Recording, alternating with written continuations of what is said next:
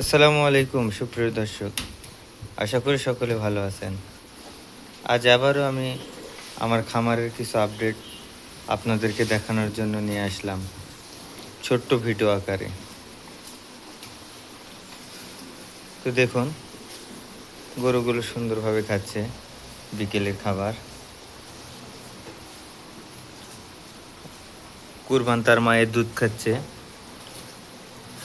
একে কুরবান নাম রাখার কারণ সে কুরবানির দিনে হয়েছে। আস্তে আস্তে আমার কুরবানটা অনেক বড় হয়ে যাচ্ছে।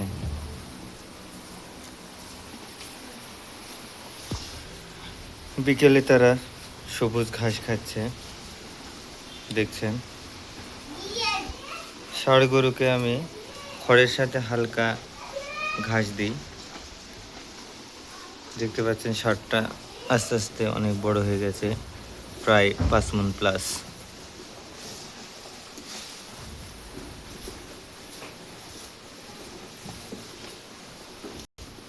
আর এই গরুটা আমার প্রায় 1 মাস 20-25 দিন বাকি আছে বাছুর হতে। অবশ্যই এই গরুটার বাছুর হলে আপনাদেরকে দেখাবো। যেটা বাছুর হবে বললাম, এইটার বাচ্চা এটা, ওইটার বাচ্চা এটা। তো মার্শাল্লাহ, এটা অনেক সুন্দর হয়েছে। এই বাছুর রেখে আবার 1 মাস 20-25 দিন পর আবার বাছুর দেবে। তো এইটাও আমার গাভী প্রায় 28-29 দিন আর বাকি আছে, এটাও বাচ্চা দিবে। আর এখানে কুরবান তার মায়ের দুধ খাওয়ার পর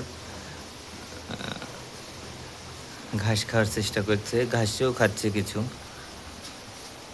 এই গরুটার আমার কিছুদিন অসুস্থ ছিল, কিছুই খাচ্ছিল না। তো মার্শাল্লাহ এখন আবার মোটামুটি খাওয়া ধরেছে। দেখুন খুব সুন্দর খাচ্ছে। তো খাচ্ছে না বলে, এই গরুটি কম খাচ্ছিল বলে ডাক্তার নিয়ে এসেছিলাম। পরে দেখলাম যে আসলে দাঁত উপড়ার কারণে, ব্যথার কারণে খেতে পারছিল না। পরে দেখলাম দাঁতের কারণে। তো এখন মোটামুটি সুস্থ হয়ে গেছে। তো ধন্যবাদ সবাইকে, সবাই ভালো থাকবেন, সুস্থ থাকবেন, আর আমার খামারের জন্য দোয়া করবেন। আসসালামু আলাইকুম।